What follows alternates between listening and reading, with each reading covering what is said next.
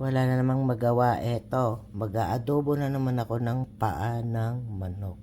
Ayan. Pagka naluto mamaya, papakita ko sa inyo guys. Ayan.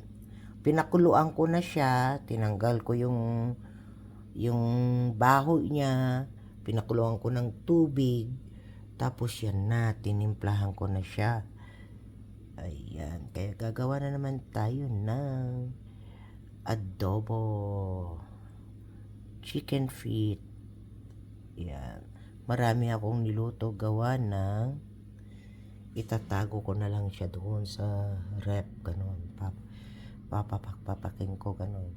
Lagyan ko siya ng bawang at saka luya at saka pamienta. Hindi ako naglalagay ng sibuyas para hindi siya malangsa. Ayan. Papakita ko mamaya guys pagka naluto na ang paa ng manok.